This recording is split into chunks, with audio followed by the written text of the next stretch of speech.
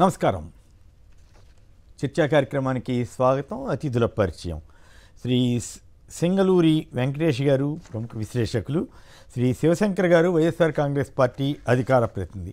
ఇక ఆంధ్రప్రదేశ్లో వైఎస్ జగన్ గారు నిన్న మీటింగ్లో కష్టాలు, కేసులు ఎదుర్కోవాల్సి ఉంటుంది, 5 ఏళ్ళు కష్టాలు పడాల్సిందే, పడతాం, కేసులు ఎదుర్కొంటాం, గతంలో నాకు ఈ అనుభవం ఎప్పటి నుంచో ఉన్నదే కాదంటూ ఆయన మాట్లాడిన తీరు, అదే రోజున జోగి రమేష్ గారి కుమారుడిని అరెస్ట్ చేసిన వైనం, ఇవన్నీ కూడా చాలా ఆశ్చర్యంగానే. ఈ గతంలో అచ్చెన్నాయుడు గారిని ఈఎస్ఐ స్కామ్లో అరెస్ట్ చేస్తే ఇంకేముంది, బీసీ నాయకుడిపై అరెస్ట్ చేస్తారా అంటూ చంద్రబాబు గారు, అలాగే ఈనాడు, ఆంధ్రజ్యోతి గగ్గోలుగా పెడితే, ఇప్పుడు అదే బీసీ నాయకుడిని అగ్రిగోల్డ్ పేరుతో ఇచ్చిన కేసులో అరెస్ట్ చేయటం అనేది ఆశ్చర్యంగా ఉంది.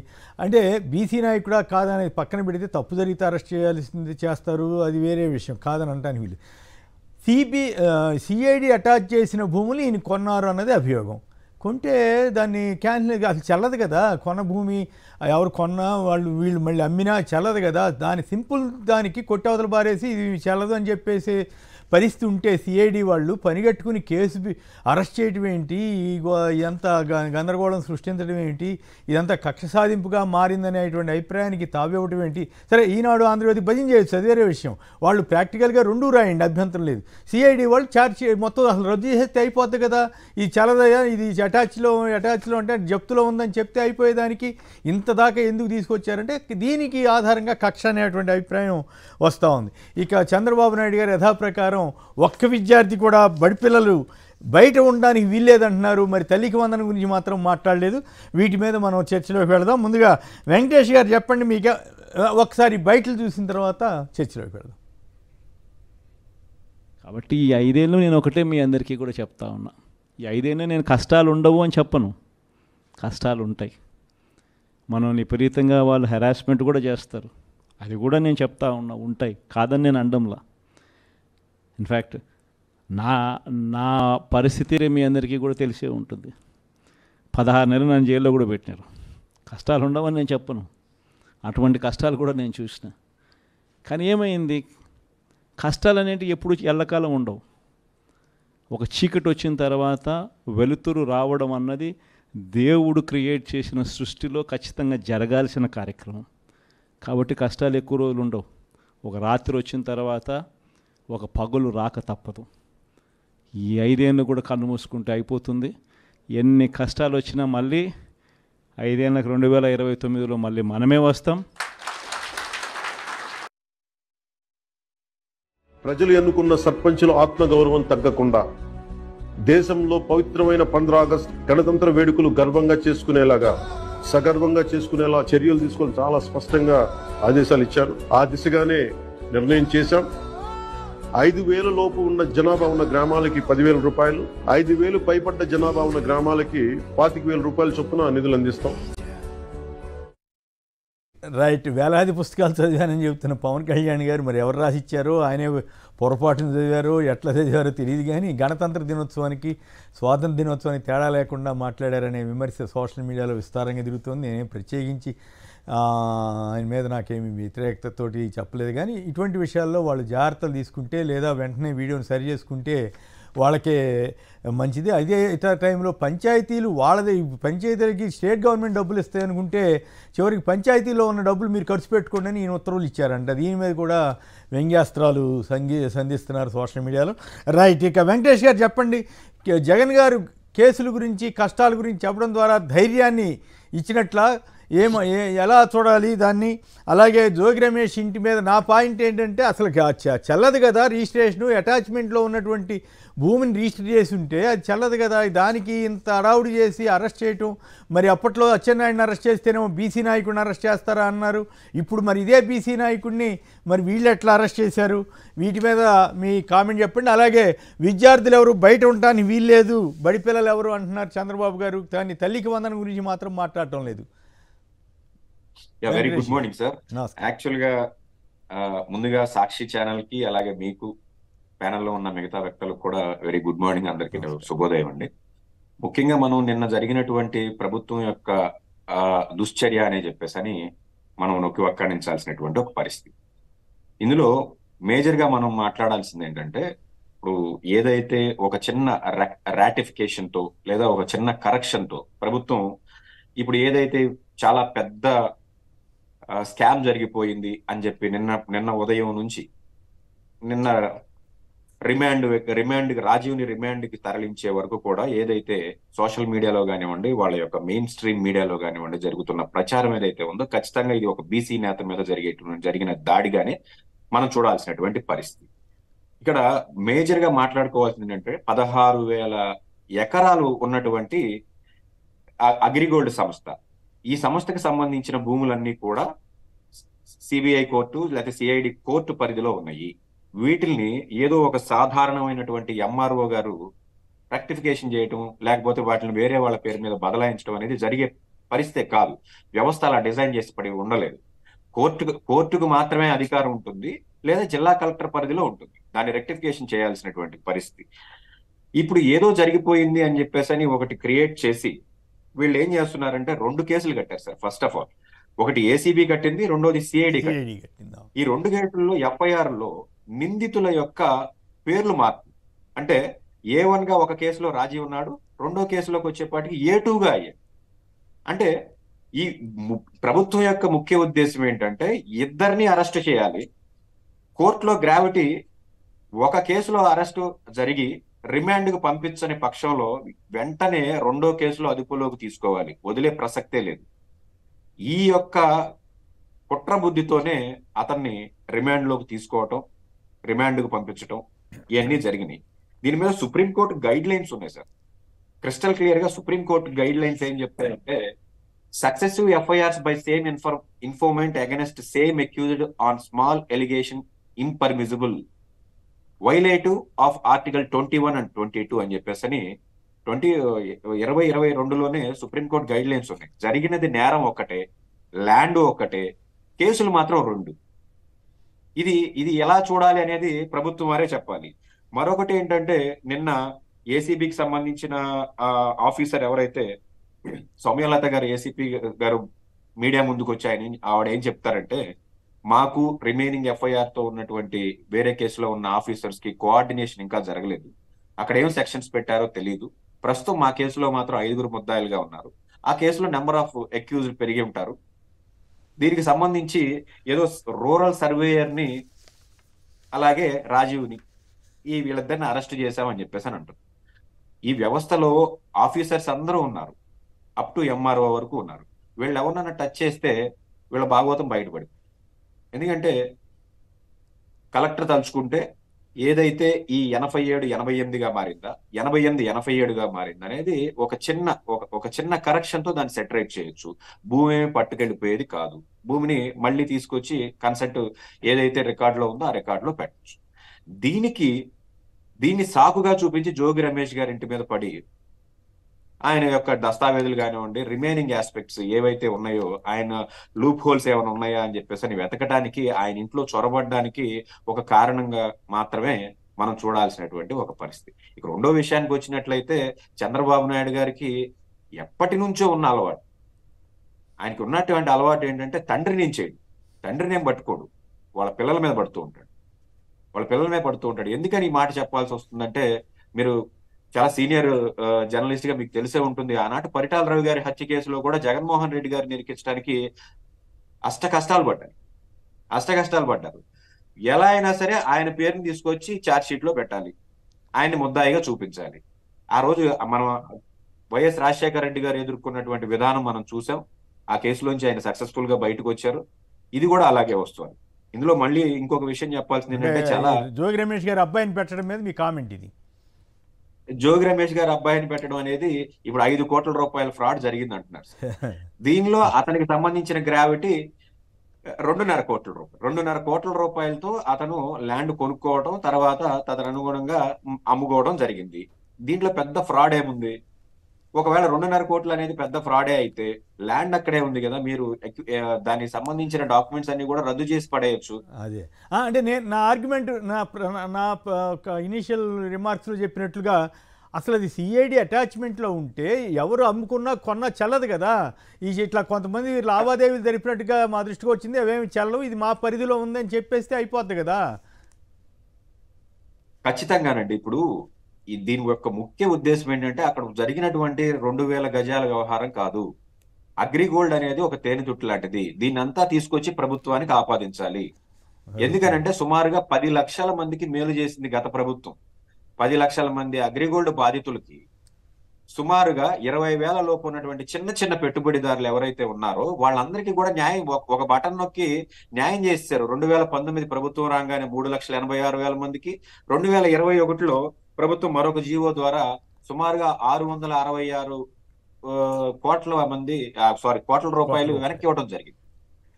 సో దీనికి సంబంధించి ఈ యొక్క మొత్తం ముళ్ళకంపని తీసుకొచ్చి జోగి రమేష్ గారికి అంటగట్టాలని ఏదో 1000 గజాలు 2,000 గజాల్లో జరిగినటువంటి ఒక ఎఫ్ఐఆర్ ని ఈ 16,000 ఎకరాల స్కామ్ కి తీసుకొచ్చి ఆయన తలకు చుట్టాలని చెప్పేసి తాపత్రయపడుతున్నారు. కానీ ఇందులో పెద్దగా జరిగింది 100,000 కోట్లు వారు బ్యాంకులు రుణాలు ఎగ్గొట్టిన వాళ్ళు లేదా 100 కోట్ల రూపాయలు విలువైన ఆస్తులు సంపాదించిన వాళ్ళందరినేమో బ్రహ్మాండం వాళ్ళంత గొప్ప వాళ్ళనేమో రాసే ఈనాడు ఇది అంతా కలిసి మీరు చెప్పినట్టు 2.5 కోట్లు అంటున్నారు. దీన్ని బ్యానర్ కథనంగా ఇచ్చేసి అడావుడి చేయటం అనేది చాలా విచిత్రంగానే ఉంది. అంటే ఇంత దుర్మార్గంగా మీడియా మారింది. మీరు అన్నట్టుగా సిఐడి వాళ్ళు కూడా మరి అంత ఒత్తిడి, పొలిటికల్ ఒత్తిడి అంతగా ఉందేమో ఏమిటో చాలా చక్కగా విశ్లేషించారు మీరు. ఆ పాయింట్లన్నీ బయటపెట్టి విషయాన్ని చెప్పడం బాగుంది వెంకటేష్ గారు. ఫైనల్గా జగన్ గారి ముందు చెప్పినట్టుగా ఈ కేసులను ఎదుర్కోవాల్సిందేనా? ఖచ్చితంగా అండి. ఇది ఒక రకంగా చెప్పాలంటే గత ప్రభుత్వంలో ఉన్నటువంటి మంత్రులకు కానివ్వండి, లేకపోతే కాస్త జగన్ గారి అనుంగు శిష్యులుగా ఉన్నటువంటి కొంతమంది మంత్రులు ఎవరైతే ఉన్నారో వీళ్ళందరికీ కూడా రాబోయే 4 సంవత్సరాలు గడ్డు కాలమే. అలాగే జగన్ గారు కూడా ఏం వెనకడుగేసే పరిస్థితి ఏం కనిపించట్లేదు. ఖచ్చితంగా ఆయన క్రిస్టల్ క్లియర్ గా ఆయన ముందు చూపుతూనే ఉన్నారు. ఆయన మొదటి నుంచి చెప్తున్నారు, జుట్టుంటే ఏ గొప్పైనా పెట్టుకోవచ్చు, కాబట్టి గవర్నమెంట్ ని కాపాడుకోండి అని చెప్పేసి ప్రజలకు ఒక సందేశం ఇచ్చారు బిఫోర్ ఎలక్షన్. సరే, అనివార్య కారణాల వల్ల లేకపోతే ప్రజలు ఆయన చెప్పినట్లు ఏదో బిర్యానీ పెడతాడు చంద్రబాబు అని చెప్పేసి మోసపోవటం జరిగింది. ఇప్పుడు డేటా లేదు అని చెప్పేసి అంటున్నారు, సిలిండర్లు లేవు అని అంటున్నారు. రెండోది ఏంటి, రేపు పొద్దున అన్నా క్యాంటీన్లకి ప్రభుత్వం విరాళాలు కావాలని అంటున్నారు. అలాగే మరొకటి చెప్పుకోవాలంటే ఈ పెన్షన్స్ కార్యక్రమంలో కూడా సుమారు 1,00,000 పైచీలకు పెన్షన్స్ ఆల్రెడీ 2 నెలల్లోనే తీసేయబడి. వీటన్నిటి పర్యవసానం మళ్ళీ జగన్మోహన్ రెడ్డి గారు అధికారంలోకి వస్తారు. కాబట్టి ఏదో ఒక రకంగా ఈయనకున్నటువంటి ఎవరైతే అస్మదీయులను ఎవరైతే ఉన్నారో వీళ్ళందరినీ కూడా ఏదో రకంగా ఈ కేసులు పెట్టి వీళ్ళని భయపెట్టాలనే పరిస్థితిలో ప్రభుత్వం వెళ్తుందని చెప్పేసి మనం అనలైజ్ చేయొచ్చు. రైట్. శివశంకర్ గారు చెప్పండి, కేసులు ఎట్లా ఎదుర్కొంటారు? ఇందాక జోగి రమేష్ గారి కేసుని చక్కగా వివరించారు. ఆయన నిజంగానే సిఐడి వాళ్ళు అటాచ్మెంట్లో ఉన్నదాన్ని చల్లవు, మీ రిజిస్ట్రేషన్లు మీ ఇష్టమైనట్టు లావాదేవీలు జరుపుకుంటే మీకే నష్టం అని చెప్పేస్తే అయిపోయేదానికి అరెస్ట్ దాకా వెళ్ళటం, అది దాని తగ్గట్టుగా జగన్ గారు చాలా స్పష్టంగా కేసులు ఉంటాయి, మనం గతంలో అనుభవించాం, ఇప్పుడు కూడా ఎదుర్కొంటాం, ఖచ్చితంగా మళ్ళీ అధికారంలోకి వస్తామని ధైర్యం ఇస్తున్నారా? లేదు దీనివల్ల ఏమైనా నష్టం జరుగుద్దా మీకు? ఒకటి సార్, ఇందాక విశ్లేషణ చెప్పినా మీరు చెప్పినట్లు కూడాను అగ్రిగోల్డ్ కు సంబంధించినటువంటిది వాళ్ళు ఏదైతే చెప్తున్నారో ఆ భూమి వచ్చేసి ఇది ఏదో వీళ్ళు వచ్చి కబ్జా చేసేది కాదు. ప్రజలకు అందరు క్లియర్ చేయగా తెలియజేసేది ఏంటంటే ఈ భూమి అమ్మేవాళ్ళు ఇంతకు ముందు జోగి రమేష్ గారి అబ్బాయి కొన్నాడు అని చెప్తున్నారు కదా, ఆ కొనే ముందు ఆ అమ్మకందారు ఈనాడు పత్రికలో క్లియర్ కట్ గా అడ్వర్టైజ్మెంట్ ఇచ్చేటువంటి దాన్ని చూసాం. అడ్వర్టైజ్మెంట్ గడువు ముగిసిన తర్వాత దాని ప్రకారమే వీళ్ళు కొన్నారు. వీళ్ళు అమ్మేటప్పుడు కూడా అదే ఈనాడు పత్రికకు అడ్వర్టైజ్మెంట్ కూడా ఇచ్చి లావాదేవీలు అనేటువంటి జరుపుకున్నారు. ఇది ఎక్కడా కూడాను ఏదో రిజిస్టర్ బెదిరించేసో లేకపోతే జనాలు తీసుకెళ్లేసి కబ్జా చేసింది కాదు. మీరు అన్నట్టు ఒకవేళ సిఐడి వాళ్ళు అటాచ్ చేసేసి అది నిషిద్ధమైపోయినటువంటి భూముల్లో ఏమన్నా ఉందా, అటువంటి భూములు నిషిద్ధమైతే రిజిస్ట్రేషన్లే జరగవు. రెండవది, ఈ సిఐడి విచారణలో ఉన్న దాన్ని సిఐడిలో పసలేదని చెప్పి ఇమ్మీడియట్ గా ఏసీబీకి కూడా మళ్ళీ వాళ్ళకి ఇచ్చేసి ఏసీబీలో కేసు కట్టి ఇమ్మీడియట్ గా A1 అక్కడికి వెళ్ళిన తర్వాత A2గా మార్చి ఏ విధంగా అరెస్ట్ చేశారనేటువంటిది ఎన్ని కూడాను క్లియర్ గా తెలిసేది ఏంటంటే ఇక్కడ జరిగినటువంటిది అంత అన్యాయం ఏమీ కాదు, ప్రొసీజర్ ప్రకారమే జరిగింది. కాకపోతే ఏంటంటే గతంలో చంద్రబాబు ఇంటి వద్ద నిరసన ఏదైతే చేపిస్తారో జోగి రమేష్ అనేటువంటి వ్యక్తి మా ఇళ్ళ దగ్గరికి వచ్చి నిరసన మీరు చేస్తారా, భవిష్యత్తులో కూడా మేము ఇవ్వకపోయినా కూడా ఏ పథకం కూడా మేము ఇవ్వకపోయినా కూడాను ఎవరే కానీ నోరు విప్పేదానికి లేదు ఆస్కారము అందుకు ఇదిగో ఉదాహరణ. ఎక్కడైనా మేము కేసుల్లో ఇరికిస్తాం, వాళ్ళ పిల్లలైనా ఇరికిస్తాం, వాళ్ళనైనా ఇరికిస్తాము. మాకు శాంటిటీ అవసరం లేదు, బేస్ అవసరం లేదు, ఏ విధంగా అయినా పెట్టగలము. అవసరమైతే ఏసీబీ లేకుంటే సిఐడి లేకపోతే లా అండ్ ఆర్డర్ ఏ విధంగా అయినా కూడా మేము చేయగలము. అత్యవసరమైతే గనక లా అండ్ ఆర్డర్ పక్కన పెట్టి మా కార్యకర్తలు మా నాయకులే వచ్చి మీ ఇళ్ల మీద దాడులు చేస్తాం, మిమ్మల్ని చంపేస్తాం అనేటువంటి ఒక ధోరణిలో, నియంతృత్వ ధోరణిలో వెళ్తుందో ఇదంతా కూడా ప్రజలందరూ గమనిస్తా ఉన్నారు. మీకు ఇచ్చినటువంటి అధికారం బ్రహ్మాండమైనటువంటి మెజారిటీ ఈవీఎంల ద్వారా వచ్చిందా, ప్రజలేసారా పక్కన పెడితే కాసేపు ఈ యొక్క మెజారిటీతో మీరు చెప్పినటువంటి హామీలు అమలు చేయండి అనేటువంటిది మాత్రమే మాట్లాడుతున్నాం. సో ఈ యొక్క జోగి రమేష్ గారి అబ్బాయి యొక్క ఉదంతంలో ఖచ్చితంగా కక్ష సాధింపు చర్యే. ఇది ఉదాహరణలు మాత్రమే చెప్తున్నాము. నిన్న జగన్ గారు చెప్పినట్టు మా నాయకుల మీద కావచ్చు, కార్యకర్తల మీద కావచ్చు, అనేకమైనటువంటి వేలాది దాడులు మనం చూస్తా ఉన్నాం గత 62 రోజుల నుంచి. హత్యలు చేస్తా ఉన్నారు, ఆస్తులు పగలగొట్టుతా ఉన్నారు, అక్రమ కేసులు పెడుతున్నారు. అయినా కూడాను ఒకటే ఒకటి, మా నాయకులు నిన్న చెప్పినట్టు ఖచ్చితంగా చీకటి అనేటువంటిది ఇప్పుడు నడుస్తా ఉంది. వైఎస్ఆర్ కాంగ్రెస్ పార్టీకి కాదు, ఈ రాష్ట్రానికి చీకటి నడుస్తా ఉంది. ఈ యొక్క ప్రజలకి చీకటి పాలన నడుస్తా ఉంది. ఖచ్చితంగా చీకటి అనేటువంటిది ఈ యొక్క అమావాస్య చీకట్ల మబ్బులు తొలగిపోయి నిండు పౌర్ణమి లాగా, నిండు చంద్రుడు లాగా 2029లో మళ్ళీ వెలుతురు అనేటువంటిది వస్తుంది. ఈ యొక్క చీకట్లో తేళ్లు, పాములు, ఇట్లాంటి గద్దలు ఇవన్నీ కూడా ఉంటాయి కదా, వాటి అందరినీ కూడాను మన మీద దాడులు చేస్తూనే ఉంటారు, కష్టాలు పెడతా ఉంటారు. ఆ కష్టాలను ఎదుర్కోవడానికి ఎప్పుడో మనం పార్టీ పెట్టకముందే జగన్మోహన్ రెడ్డి గారు ఎదుర్కొన్నారు. అప్పుడు ఎంతమైన బలవంతమైన సోనియా గాంధీ లాంటి ఎదుర్కొన్నారు. భయం అనేటువంటిది ఈ రోజు కాదు. కాకపోతే ఏంటంటే ఈ 5 ఏళ్ళలో ఒక సెటరేట్ చేసినటువంటి ప్రభుత్వాన్ని, ప్రజలని బాగా వాళ్ళకి ఏదైతే ఒక స్వశక్తి మీద, వాళ్ళ కాళ్ళ మీద వాళ్ళు నిలబడిచ్చేసి సెల్ఫ్ రెస్పెక్ట్ తో ఉన్నటువంటి ఒక మహిళలను, వృద్ధులను, ఈ యొక్క విద్యా వ్యవస్థని ఇదంతా కూడాను పాడు జరుగుతుంది అనేటువంటి ఒక బాధ ఈ యొక్క 5 ఏళ్ళు మనం అనుభవించాలి తప్ప మిగతాదంతా కూడా చీకట్లు అనేటువంటివి తొలగిపోతాయి, వెలుగులు అనేటువంటివి వస్తాయి. సో ధైర్యమే చెప్పారంటారు, జగన్ గారు ధైర్యమే చెప్పారు. అంటే మరి ఆయనే కేసులు ఏమైనా అంటే మరి వాళ్ళు కార్యకర్తలు భయపడే అవకాశం అని ఉంటుందా? లేదు సార్, కార్యకర్తల మీద కేసులు స్టార్ట్ అయ్యాయి. మీరు అన్నట్టు జోగి రమేష్ గారి అబ్బాయిలు కానీ వారసుల మీద కేసులు స్టార్ట్ అయ్యాయి, ఇంకా ఉంటాయి. ఇవన్నీ కూడా తాత్కాలికమే. ఎవరు కూడా అధైర్యపడవద్దు. అందరికీ ఈ యొక్క పార్టీ అండగా ఉంటుంది. ప్రజలు కూడా రాబోయే రోజుల్లో అతి త్వరలోనే రోడ్ల మీదకి వచ్చేసి ప్రజలు కూడా పూర్తి అండదండలు మనకే ఉంటాయి. ఎందుకంటే ప్రతి ఒక్క వర్గము మోసపోతా ఉంది. ఈ యొక్క 60 రోజుల్లోనే ప్రతి వర్గం మోసపోతా ఉంది. విద్యార్థి వర్గం మోసపోయింది, వైద్య రంగం మోసపోతా ఉంది, అగ్రికల్చర్ రంగం మోసపోతా ఉంది, ఎంప్లాయీస్ కూడా సగం మంది మోసపోతా ఉన్నారు. ఎందుకంటే ఎందుకు చెప్తాను సార్, ఈరోజు అది కూడా టాపిక్ తీసుకున్నారు కాబట్టి, బడికి వెళ్ళిన పిల్లలు ఎవరు కూడా డ్రాప్ అవుట్ కావద్దు, 100% కావాలి అనేటువంటి. ఎలా వస్తారు సార్? బడి ఈడు పిల్లలు ఎవరు బయట ఉండడానికి వీల్లేదంట చంద్రబాబు గారు. అదే అది కనీసం అంటే గతంలో అయితే కనుక ప్రైవేట్ స్కూల్లో ఎక్కడైనా కూడా ప్రభుత్వ స్కూల్ దూరం ఉన్నా కూడా పక్కనే ఉన్న ప్రైవేట్ స్కూల్లో పిల్లల్ని చేర్పించేసేసి దానికి అయ్యే ఖర్చు 15,000 రూపాయలు జగన్మోహన్ రెడ్డి గారు ఇస్తున్నారు కాబట్టి ధైర్యంగా పిల్లల్ని పంపించేసేసి మంచి క్వాలిటీ ఎడ్యుకేషన్ ఉంది కాబట్టి పంపించేవాళ్ళు. ఈ రోజు తల్లికి వందనం అనేసి మొత్తం అందరినీ ఎగరగొట్టావు కదా, ఏ విధంగా పిల్లలు బడికి వస్తారు? ఏ విధంగా పిల్లలు వస్తారు? ప్రభుత్వ స్కూల్ దూరంగా ఉంటాయి. కాదు ఇదే కదా సార్ శివశంకర్ గారు, గత ప్రభుత్వ విధానాలతో ప్రభుత్వ పాఠశాలలో విద్యా ప్రమాణాలు పడిపోయాయంట, ఇంకేదో స్టూడెంట్స్ మానేశారంట. అచ్చం ఈనాడులో ఏం రాస్తారు ప్రతిసారి అదే చంద్రబాబు గారు కూడా చెప్పినట్టుగా ఉంది. లేదు సార్, ఈనాడు ఆంధ్రజ్యోతిలో వచ్చిన కథనాలే మంత్రులు కావచ్చు, ఈ యొక్క కూటమి ప్రభుత్వం కావచ్చు, కూటమి పార్టీలు కావచ్చు, అదే లైన్ తీసుకుంటాయి, అదే దాని చుట్టే తిరుగుతుంది. 2 రోజులు వస్తుంది. ఒక రోజు కథనం వస్తే ఈ రోజు ప్రెస్ మీట్ కానీ, లేకపోతే ముఖ్యమంత్రి సమీక్షలో కానీ, లేదా DCM కానీ, ఇదంతా ఇదే జరుగుతాయి. ఇది కొత్తగా ఉన్నటువంటి కాదు. వాళ్ళకి గ్రంథాలయం, వాళ్ళ యొక్క బైబిల్, వాళ్ళకి అదే, వాళ్ళకి జీవ గజెట్ అనేటువంటిది అక్కడ వస్తేనే అక్కడ చెప్తా ఉంటారు. ఎక్కడ సార్ విద్యా రంగం అనేటువంటిది దేశంలోనే బలోపేతమైంది. పేదలకు నాణ్యమైనటువంటి విద్య, నాణ్యమైనటువంటి స్కూల్స్, ఇన్ఫ్రాస్ట్రక్చరు, అదేవిధంగా ఇంగ్లీష్ మీడియం స్కూల్స్, ట్యాబ్లతో సహా సాంకేతిక విద్యను కూడాను వాళ్ళ యొక్క పిల్లలకి 8వ తరగతి నుంచి వాళ్ళ చేతుల్లోకి పడి బైజూస్ లాంటి కంటెంట్ ఇస్తే ఈ దేశంలో ఉండేటువంటి వాళ్ళే కాకుండా నిక్ లాంటి వాళ్ళు వేరే దేశంలో వచ్చి కూడాను వాళ్ళకి అప్రిషియేట్ చేశారు. ఇప్పుడైనా ఆపేస్తారా అంట.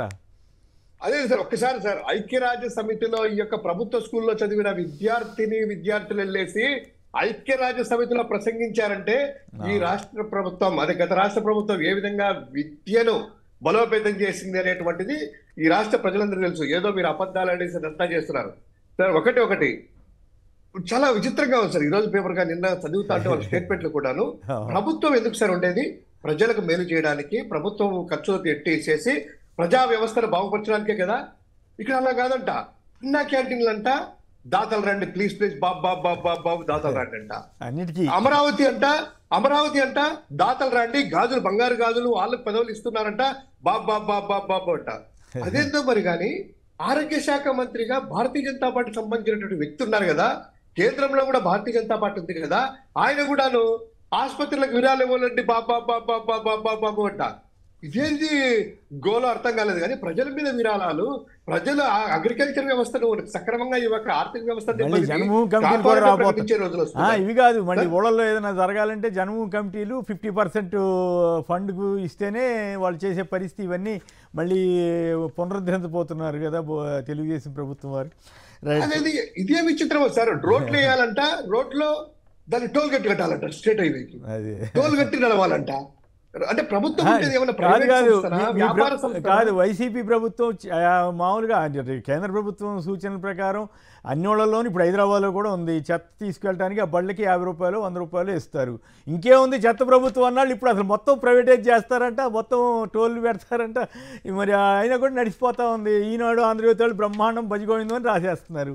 సో దేనికైతే రాయండి. ఇప్పుడు ఆయన ఏదైనా మంచి పని, ఇప్పుడు పెన్షన్ ఇచ్చాడు, పెంచాడు, ఓకే, హామీ నెరవేర్చారు, రాయండి, అభ్యంతరం లేదు. మిగతా ఏమి రాయలేదు కదా. ఇప్పుడు ఇవి చూడండి, బడి పిల్లలు బయట ఉంటాను వీలు లేదు అని చంద్రబాబు గారు అన్నారని రాస్తున్నారు తప్ప మరి మీరు ఇచ్చిన హామీ సంగతి ఏంటంటే అని రాయట్లేదు. వాళ్ళు ఎక్కడ గుర్తు కూడా చేయట్లేదు. అదే జగన్ గారి మీద ఏమో ఇష్టారాజ్యంగా విద్యను అమ్మేస్తున్నాడంట.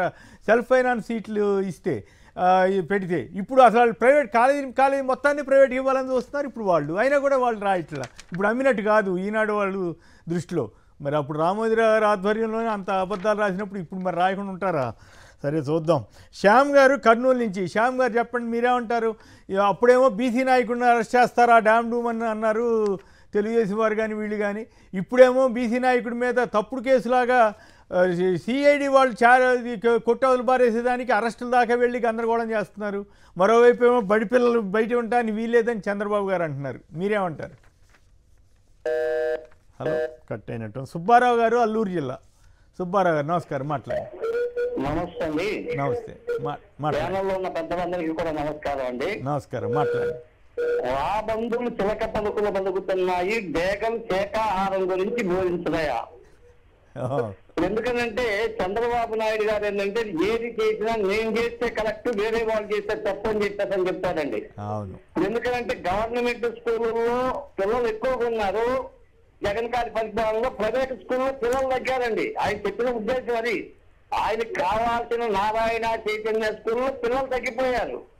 అక్కడ ఈ గవర్నమెంట్ స్కూల్లో పిల్లలు పెరిగారు. మరి వీళ్ళ వల్ల వాళ్ళకి లాభం రాదు కదండి. నారాయణ చైతన్య వాళ్ళకి ఇబ్బంది పడతారు. అందుకోసం అని చెప్పేసి ఆ విధంగా మాట్లాడుతున్నారు. అదే విధంగా జగన్ గారు ఎన్ని కేసులు పెట్టినా కూడా వెనక్కి తగ్గే మనిషి కాదు. ఎందుకంటే రాజకీయాల్లో జగన్ లాంటి నాయకుడు ఇంతవరకు కూడా మన దేశ చరిత్రలో రాలేదండి. ముందుగా మాట అనాల్సి వస్తుంది అంటే పార్టీ పెట్టిన తరువాత దొంగ కేసులతోటి 16 నెలలు జైల్లో వేసినా కూడా ఏ విధమైన భయపడకుండా ప్రజలలోకి వచ్చి ప్రజలతోటి మమేకమై అధికారం కోసం పోరాడి అధికారం సాధించే మగవాడండి. రేపటి రోజులు కూడా ఈ 4 సంవత్సరాలు ఎన్ని కేసులు పెడతారు, వాళ్ళు కావాలని పెడతారండి. ఎందుకంటే వాళ్ళు చేస్తే సంవత్సరం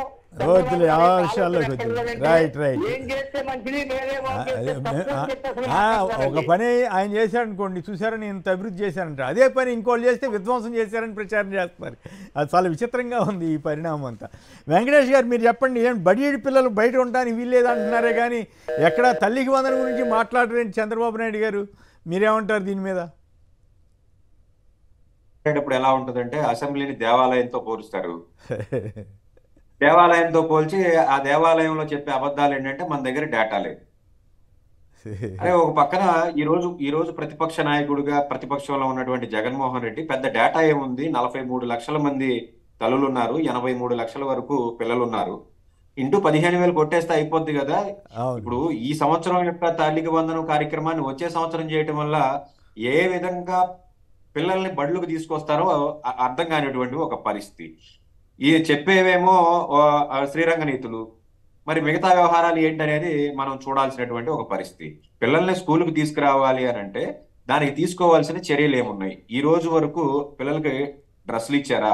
జగన్మోహన్ రెడ్డి గారు ఉన్నప్పుడు వాళ్ళ కాళ్ళకు తొడిగిన బూట్లు ఈ రోజు అదే బూట్లతో వెళ్ళినటువంటి పరిస్థితి. అకాడమిక్ ఇయర్ స్టార్ట్ అయింది. అకాడమిక్ ఇయర్ స్టార్ట్ అయిన తర్వాత ఈ రోజు వరకు దాని మీద ఎటువంటి చర్య తీసుకోలేదు. ఈ రోజు మధ్యాహ్న భోజన పథకం ఏదైతే ఉందో పేర్లు అయితే మార్చుకున్నారు, సక్సెస్ఫుల్ గా మెనూలు మార్చుకున్నారు. మరి వాటి యొక్క అమలు ఏ రకంగా ఉందనేది మనం సోషల్ మీడియాలో చూస్తూనే ఉన్నాం. ఒక్కొక్క స్కూల్లో వాళ్లే వంటలు చేసుకోవటం, పిల్లలే వంటలు చేసుకోవటం అనే కార్యక్రమం ఏదైతే ఉందో ఇది చాలా విచారకరమైనటువంటి పరిస్థితి. ఇప్పుడు ఒక పక్కనేమో పిల్లల్ని స్కూళ్ళకి రావాలి అని చెప్పేసి అని అంటారు, బయట ఎవరో తిరగకూడదని అంటారు. మరి తీసుకోవాల్సిన చర్యలు ఏం తీసుకుంటున్నారు? దానికి సంబంధించి ఏదన్నా అడిగితే మన దగ్గర డేటా లేదు. కాబట్టి వచ్చే సంవత్సరం నుంచి అమలు చేస్తాం. ఈ విషయాన్ని ముందే చెప్పినట్లయితే ప్రజలు మీకు తగిన తీర్పు ఇచ్చేవాళ్ళు కదా. ముందే చెప్పేటప్పుడేమో విపరీతమైన హామీలు, ఏది కావాలంటే అది. జగన్మోహన్ రెడ్డి గారు క్రిస్టల్ క్లియర్ గా ఆయన అబద్ధపు హామీలు చెప్పి నేను అధికారంలోకి రాదలుచుకోలేదు, అవసరమైతే ప్రతిపక్షంలో కూర్చోవడానికైనా నేను సిద్ధమే అని చెప్పేసి అని ఎలక్షన్ ముందే చెప్పినటువంటి ఒక పరిస్థితి. ఈ రాష్ట్రం యొక్క ఆర్థిక పరిస్థితిని దృష్టిలో పెట్టుకుని 75,000 కోట్ల వరకు సంవత్సరానికి 75,000 కోట్లు ఫ్రీబీస్ ఇస్తున్నాం. చంద్రబాబు నాయుడు గారు చెప్పేటువంటి పథకాలన్నిటికి కలిపి 150,000 కోట్లు అవుతుంది. ఇది ఇచ్చే పరిస్థితి కాదు, నేను మాట తప్పలేను, కాబట్టి నేను అటువంటి దొంగ హామీలను నేను ఇవ్వలేను అని చెప్పేసానని ఆయన చెప్పడం జరిగింది. కూటమి మేనిఫెస్టో బీజేపీ దూరంగా ఉన్నది అందుకే సార్. 150,000 కోట్ల ఫ్రీబీస్ ఇచ్చే పరిస్థితి ఈ రాష్ట్రంలో ఉన్నటువంటి ఆర్థిక స్థితిగతులకి అనుకూలంగా లేదు. కాబట్టి ఈ రోజు మేము అమలు చేయలేము అని చెప్పకుండా దీన్ని ఏదో తాత్కాలికంగా వచ్చే సంవత్సరం ఇస్తామని చెప్పేసి అని సాక్షాత్ అసెంబ్లీలో చెప్పడం, దీనిని మనం ఎలా అనలైజ్ చేసుకోవాలి అనేది ప్రజలు ఈ రోజు డిసైడ్ అయిపోయి ఉన్నారు.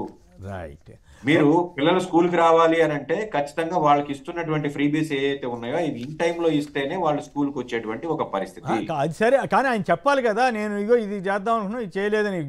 గత ప్రభుత్వం బాగా చేసిందని కదా విద్యా వైద్యం మీద, దాన్ని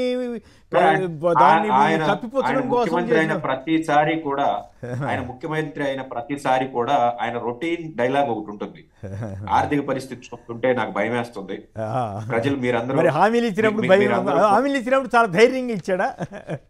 ఎవ్రీ టైం అంటే ఆయన ప్రతిసారి ముఖ్యమంత్రి అయినప్పుడు ఆయన ప్రతిసారి కూడా రెగ్యులర్ స్పీచ్ ఇదే ఉంటుంది. నేను చాలా హామీలు ఇచ్చేద్దామని ఇచ్చి వచ్చాను. ఈ విషయాల్లో ఆయనే తెలివైనాడేమో నాకు అనిపిస్తూ ఉంటుంది అప్పుడప్పుడు. శివశంకర్ గారు ఇంకొక మాట చెప్పండి. 12 ప్రాజెక్టులు ఒక పేరు, ఒక యూనివర్సిటీకి సంబంధించి ఒక పేరు మారిస్తేనే పెద్ద రచ్చరచ్చ చేశారు తెలుగుదేశం వారు. కానీ ఈనాడు ఆంధ్రజ్యోతి ఇంకేముంది, చాలా ఘోరం అన్యాయం జరిగిపోయిందని. ఏకంగా 12 ప్రాజెక్టులు పేర్లు మారిస్తే మీరెవరు దాని మీద సీరియస్ తీసుకున్నట్లేరేంటి? చివరికి అనంత వెంకటరెడ్డి పేరు తీసేసినా, లేదా ఇంకా చాలా ప్రముఖుల పేర్లు కొన్ని, ఇప్పుడు నెల్లూరు జిల్లాలో గౌతమ్ రెడ్డి పేరు తీసేసిన, నల్లపురెడ్డి శ్రీనివాసరెడ్డి చాలా సీనియర్ రాజకీయ నాయకుడు, ఆయన పేరు తీసేసిన, ఎవరు మీరు ఎందుకు పెద్దగా పట్టించుకోలేదు? సరే వాళ్ళ ఇష్టం, వాళ్ళ గవర్నమెంట్ అని వదిలేశారా ఏమిటి? కాస్త ఏంటంటే సార్, ప్రజలు చూస్తూ ఉంటారు, వాళ్ళకైనా మినిమం సెన్స్ అనేటువంటిది ఉండాలి. ఎందుకంటే గౌతమ్ రెడ్డి గారు ఎంత సేవలు చేశారు ఏంటి, ఆ రోజు చనిపోయినప్పుడు కూడా ఎవరు కూడా విమర్శించడానికి కూడా పవన్ కళ్యాణ్ లాంటి వాళ్ళు కూడా ప్రతిపక్షంలో ఉన్నప్పుడు గొప్ప నాయకుడైనా అనేటువంటి ఉద్దేశంతో పోటీ కూడా పెట్టుకోకుండా చేశారు. అటువంటి మహనీయుడైనటువంటి ఆయన ఐటీ రంగాన్ని సేవ చేసి ఆయనకు సంబంధించినటువంటి అది సంఘం ప్రాజెక్టు పెడితే ఆ ప్రాజెక్టు కూడా గౌతమ్ రెడ్డి గారి పేరు కూడా రిమూవ్ చేయడము, అదేవిధంగా నల్లపురెడ్డి శ్రీనివాసరెడ్డి గారు మీ మామకు సహచరుడు, మీ మామకు గురువు, అటువంటి నల్లపురెడ్డి శ్రీనివాసరెడ్డి ఆయన పేరు పెడితే ఆయన తీసేయడం ఏంటి? ఎన్ని అరకపోటు చాలకు అనుమతులు తెచ్చేసి వాళ్ళు చేసినటువంటి దాంట్లకు కూడా తీసేస్తున్నారంటే ఎంత కక్షపూరిత చేష్టలు చేస్తా ఉన్నారు, ఎంత కక్ష కట్టున్నారు. ఈ యొక్క గతంలో ఉన్నటువంటి ప్రతిపక్ష నాయకుల పేర్లు కావచ్చు, అధికారంలో ఎవరు చేసినా వాళ్ళ పేర్లు కావచ్చు, ఎవరివి ఉండకూడదు. కేవలము మామ అల్లుళ్ళవి మాత్రమే ఉండాలి, మావి మాత్రమే ఉండాలి, ఎవరికి కూడా చూడడానికి లేదు అనేటువంటిది క్లియర్ కట్గా ఉంది. అంతెందుకబ్బా మరి ఇంత ప్రేమగా ఏదో చెప్తున్నావు కదా, ఎందుకు చెప్తున్నారంటే ఇదంతా కూడా ప్రజలది కాబట్టి అది చేస్తున్నా ఉన్నారు కదా. మరి అన్నా క్యాంటీన్లకు ప్రజల నుంచి విరాళాలు తీసుకొని నీ ఫోటో ఎందుకు, నీ మామ ఫోటో ఎందుకబ్బా? మళ్ళీ దానికి ప్రజల నుంచి విరాళాలు తీస్తున్నారు. అన్నా క్యాంటీన్లు అన్ని పచ్చది కొట్టారు, మొత్తం రంగంతా కూడా పసుపు పచ్చది కొట్టారు. అన్నిటికీ ఫోటోలు కూడా ఇతర ఆఫీసులు కూడా 5 అడుగుల ఫోటోలు. ఈ పక్క ఎన్టీ రామారావుది, సారీ ఈ పక్క చంద్రబాబు నాయుడుది, మధ్యలో అన్నా క్యాంటీన్ అంటే పచ్చ పశువు రంగంట. ఏది విరాళాలేమో ప్రజల నుంచి విరాళాలు సేకరిస్తారంట. అంటే ఏంటిది? అన్నా క్యాంటీన్లు ఏమన్నా తెలుగుదేశం పార్టీ ఆఫీస్ ఏమన్నా నడుస్తా ఉందా? తెలుగుదేశం పార్టీ కాదు, అది ప్రభుత్వానికి కదా. ఫోటోలు ఎందుకు మరి? వాళ్ళు ఏం చేసినారు? వాళ్ళు కాదుగా అదే ఈనాడు, ఇదే ఆంధ్రజ్యోతి వాళ్ళు కోర్టులకు కూడా వెళ్ళిన అట్లా తెలియజేసిన వాళ్ళు కోర్టులకు కూడా వెళ్ళారు. అదే ఈనాడు ఆంధ్రజ్యోతి వాళ్ళు అబ్బో ఇంకేముంది అంతా బులుగురంగేస్తున్నారు అని ఓ అడావుడి చేశారు. ఇప్పుడు అసలు నోరు విప్పట్లేదు, పైగా బ్రహ్మాండం భజగోవిందం అంటున్నారు. ఇక ఆ పరిస్థితి దాన్ని బట్టి అర్థం చేసుకోవాలి. రైట్, చూద్దాం. వెంకటేష్ గారు అలాగే శివశంకర్ గారు పలువురు మాట్లాడారు. అందరికి కూడా ధన్యవాదాలు. ఇది నేటి చర్చా కార్యక్రమం. నమస్కారం.